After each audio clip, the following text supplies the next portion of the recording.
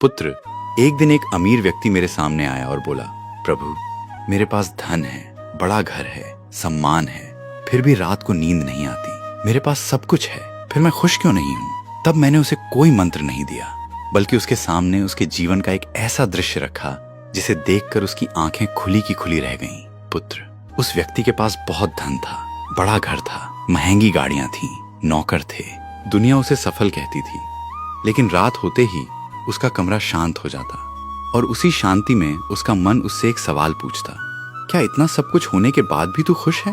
वह उस सवाल से भागने के लिए कभी फोन देखता, कभी काम में लग जाता, कभी नई चीज खरीदता, लेकिन सवाल हर बार वापस आ जाता। आखिरकार वह मेरे पास आया। मैंने उससे कहा, पुत्र, मेरे साथ चलो, आज मैं तुम्हें तुम्हारी समस्या दिखाता हूँ। मैं उसे एक साधारण सी गली में ले गया।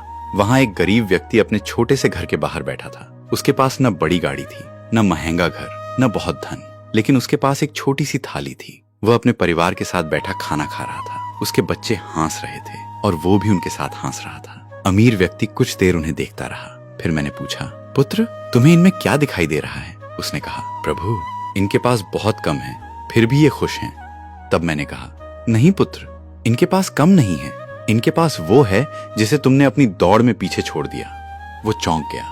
मैंने कहा, तुमने धन कमाया लेकिन चैन खो दिया। तुमने घर बनाया लेकिन उसमें बैठकर बात करने का समय खो दिया। तुमने सुविधाएं खरीदी लेकिन सुकून खरीदने का तरीका नहीं सीखा।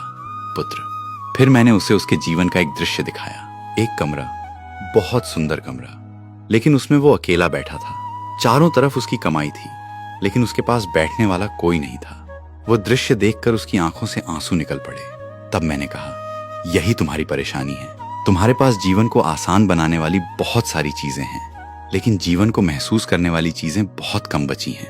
पुत्र, धन बुरा नहीं है, सफलता बुरी नहीं है, बड़ा घर रखना भी गलत नहीं है, लेकिन अगर इन्हें पाने की दौड़ में तुमने अपना सुकून खो दिया, अपने रिश्ते खो दिए, अपने लिए समय खो दिया, तो एक दिन तुम्हारे पास सब कुछ होगा, लेकिन खुश होने की वजह खोजनी पड़ेगी। इसलिए पुत्र, धन कमाओ, सफल बनो, अपने सपने पूरे करो, लेकिन बीच बीच में रुककर यह भी देखना, जिस जिंदगी के लिए तुम इतना भाग रहे हो, क्या तुम उसे जी भी रहे हो? क्योंकि खुशी हमेशा ज्यादा पाने में नहीं होती, कभी कभी जो तुम्हारे पास पहले से है उसे महसूस करने में भी होती है।